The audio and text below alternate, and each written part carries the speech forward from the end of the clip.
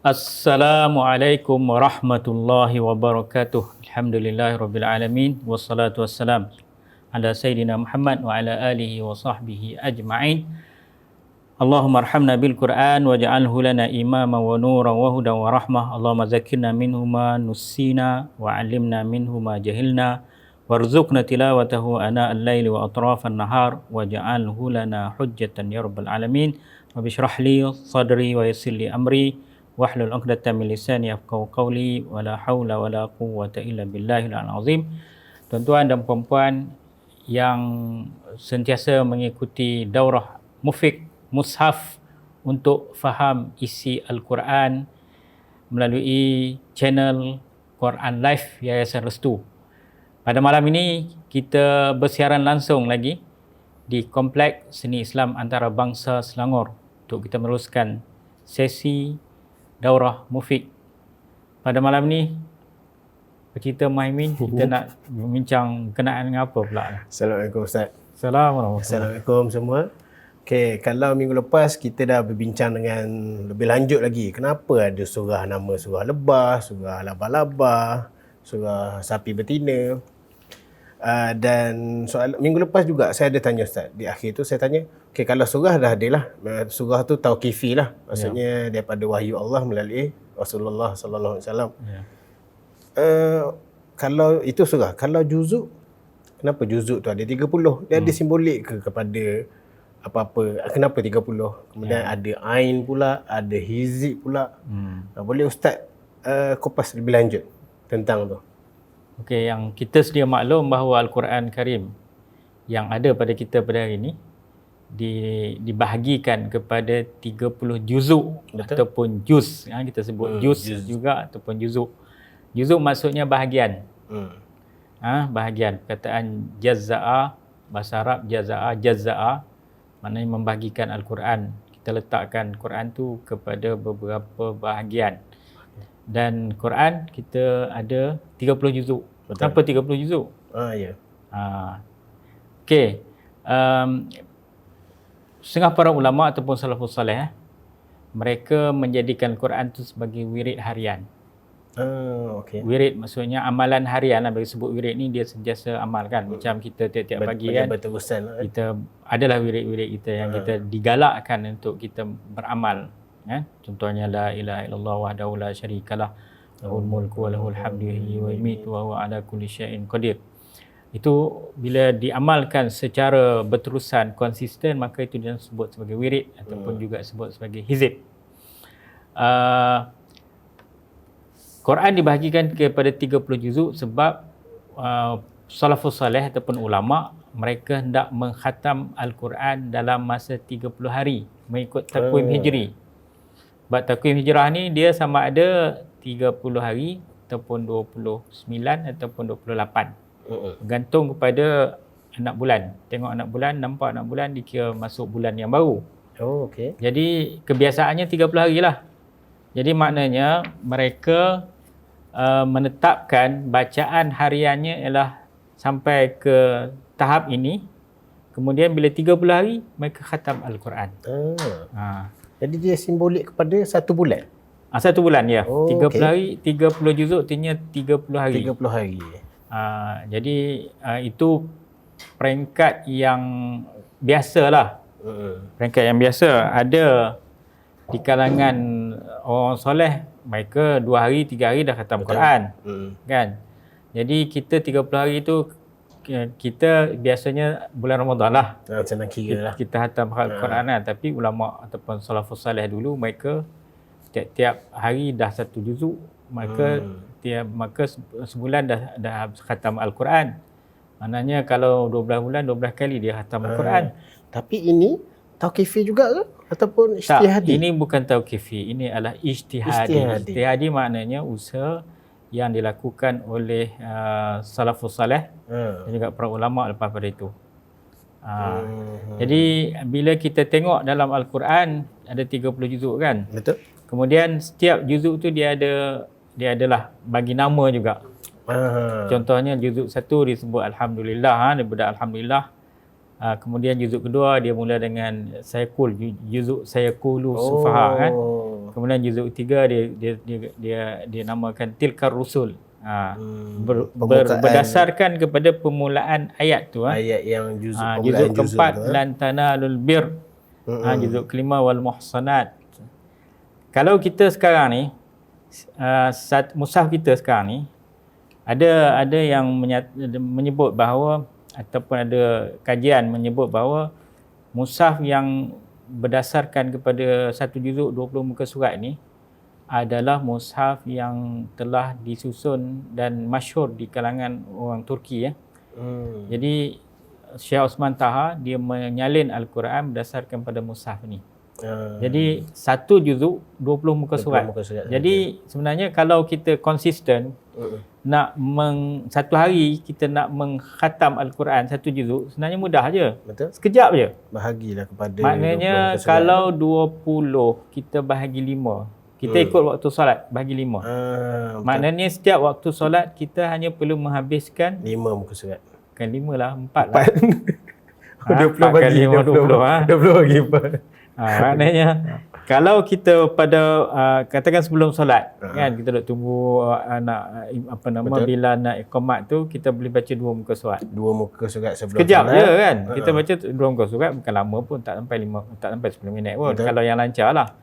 Kemudian lepas solat lagi kita baca lagi 2 muka surat. Jadi kalau 5 waktu kita dah baca 4 muka surat, artinya satu hari boleh khatam.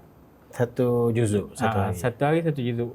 Bila cakap tu rasa ringan lah Ustaz. Ya betul. Sebelum solat 2, selepas solat 2 Betul. rasanya Maknanya kita simple je rasanya. maknanya kita tak rasa berat. Rasa macam ringan je. Ya. Tak seberat sehari sejuzuk tu. Ya. Betul. Baik. Itu juzuk juzuk maknanya bahagian-bahagian yang telah ditetapkan oleh ulama. Maknanya satu Al-Quran ada 30 juzuk. Dan satu juzuk lebih kurang 20 muka surat. Yang biasalah 20 muka surat. Baik. Kemudian di dalam satu juzuk tu dia ada hizib pula. Hizib tu betul. Hizib tu daripada hizbun. Hizbun maknanya parti. Parti. Parti. Hizbul Muslimin maknanya parti orang Islam. Hizib. Maknanya hizib pun dia bahagian juga lah, ataupun kumpulan. Jadi dalam satu juzuk dia ada berapa hizib? Dia ada 2 hizib. Satu juzuk 2. Satu juzuk 2 hizib. Maknanya kalau 30 juzuk dia ada 60 hizib. So, kalau kita tengok Al-Quran Mufid, muka surat 60, muka surat belakang ni ada beritahu.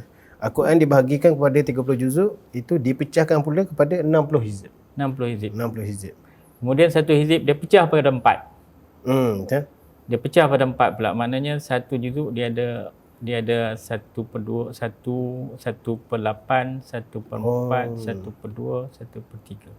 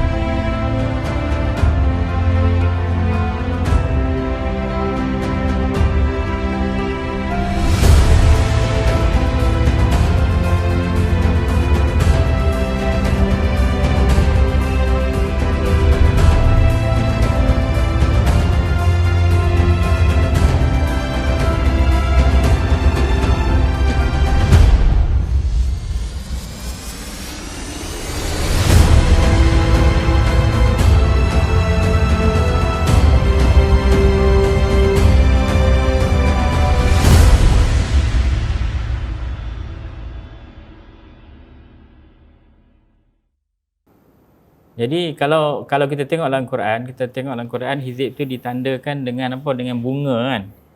Dia ada bunga dia tu, kemudian dia akan tulis hizib 1, hizib 2 dan sebagainya.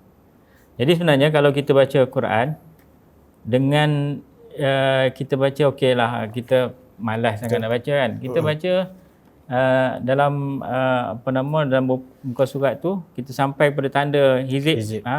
1/4 hizib tu kita berhenti dulu, kita sambung pula seterusnya lah.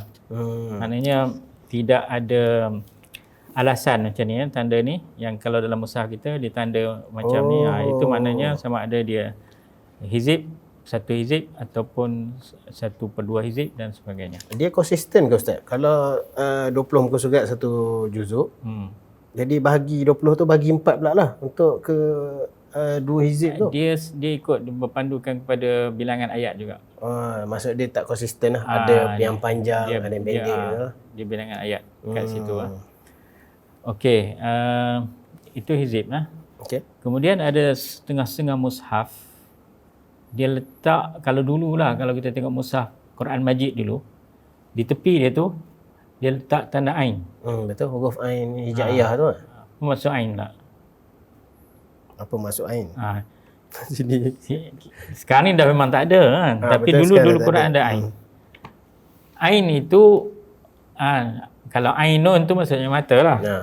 Ain itu maksudnya ringkasan daripada alamatul rukuk ain. Rukuk ain, dia ambil ain belakang je. Dia macam kita, ain tu dia macam kesankan macam rukuk.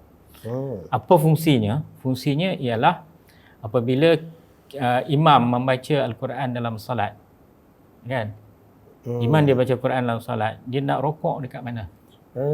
Maknanya bila rukuk tu bacaannya bacaan wakaf kamil yang sempurna. Kebiasaan ain itu diletakkan untuk membezakan di antara satu topik dengan topik yang lain.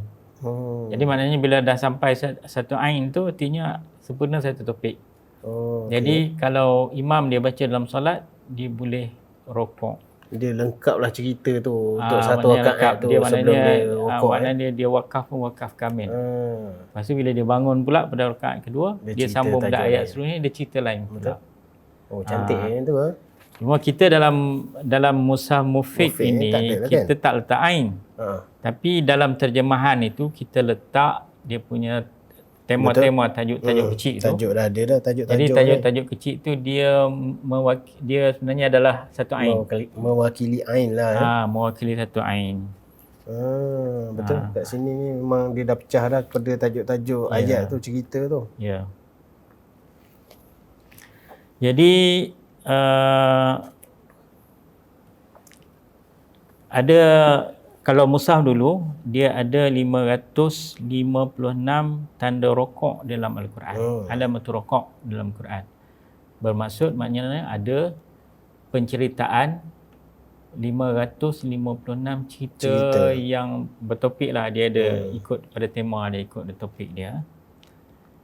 Cuma sekarang ni kita dalam mushaf memang kita tak letak, tapi sebenarnya itu satu panduan juga yang juga memudahkan kita. Betul.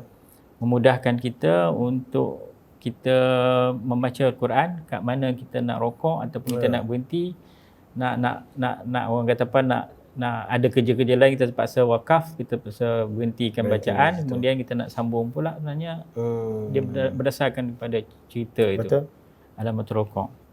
Tapi oleh kerana kita mushaf kita ini mengikut kepada format yang ditetapkan oleh KDN, kena ikut pada format daripada Arab Saudi, maka tanda ain tu tidak dibenarkan sekarang. Tanda ain tak perlu ada lah dalam Al-Quran ni ya. Jadi kita punya perbincangan kita berkenaan dengan tauqifi dan ijtihadi dan juga beberapa istilah yang sebenarnya penting juga untuk kita ketahui sebelum kita baca Al-Quran. Betul. Ataupun dalam kita nak mendalami Al-Quran itu, maknanya istilah-istilah tu kita kena tahu. Apa maksud juzuk, apa maksud hizib, kemudian hizib terbagi kepada berapa, kemudian tanda-tanda dan juga penamaan surah yang kita telah bincangkan sebelum ni. Betul. Penting penting untuk kita. Jadi lengkap untuk perbincangan kita berkenaan dengan tauqifi dan ijtihadi dalam masalah-masalah surah, hizib, pembahagian dan sebagainya. Betul. InsyaAllah pada minggu depan kita akan bincang satu topik juga yang juga penting juga berkenaan dengan 3 perkara. Apa tu 3 perkara? Yang pertama, apa maksud qiraat, Okey. apa maksud riwayat. Oh. Sebab kita tengok riwayat Hafs daripada betul, Asim. kalau ada musabakah tu kan, betul? Riwayat Hafs daripada riwayat tu? Asim. Kemudian ada lagi satu istilah dalam ilmu tajwid, pembagian ilmu tajwid, ikut tarik maksudnya jalan mana? Jalan Al-Jazari ke jalan Asy-Syatibi. Tapi yang ni insya-Allah kita akan bersiaran langsung di Kompleks Nashrul Quran. Okey, baik. Rasa memang sesuai sangat tu Ustaz. Ya. Kalau topik tu nak cerita kat sana kan. Sebab ada perkataan tu yang saya pun rasanya baru first time dengar ni sekarang ni. Jadi tuan-tuan dan puan-puan, sentiasalah bersama dengan kami di Al-Quran Live channel ini. Baik. Dan kita akan menghidangkan maklumat-maklumat yang penting berkaitan dengan Quran. Ini adalah usaha yang kita lakukan supaya masyarakat Islam di Malaysia ni faham Al-Quran dan membudayakan Al-Quran dalam kehidupan kita. Betul Ustaz. Ya, jadi apa Muhammad nak tambah lagi? Sempena kita pun Ramadan dah tak lama dah Ustaz. Kita pun kita nak promote juga kita punya program wakaf Al-Quran untuk masjid. Jadi kalau kita boleh mewakaf, kita boleh menggunakan Al-Quran Mufid ni untuk diwakafkan kepada orang yang memerlukan, kepada masjid. Ataupun macam kita, contoh ada orang yang dah beli saiz besar, nak wakafkan saiz kecil boleh, ada 2 lagi saiz yang lebih kecil sikit daripada ni kan. Yang ni kan saiz F4. Jadi boleh pergi ke website kita nashrulquran.com dan boleh buat program wakaf di situlah. Untuk rakan-rakan, keluarga. Ya sempena nak masuk Ramadan kan, kita nak khatam sama-sama, tak naklah kita khatam seseorang kan. Jadi dengan Al-Quran Mufid ni lebih membantulah.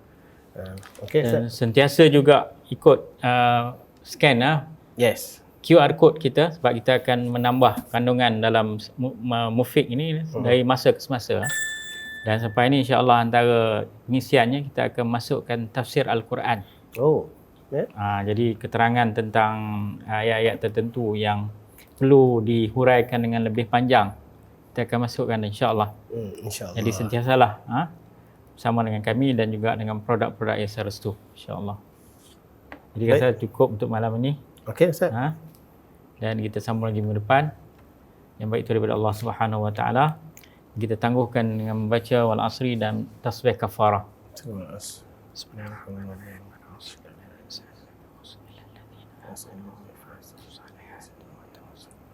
Subhanakallahumma bihamdika asyhadu an la ilaha illa anta astaghfiruka wa atubu ilaik.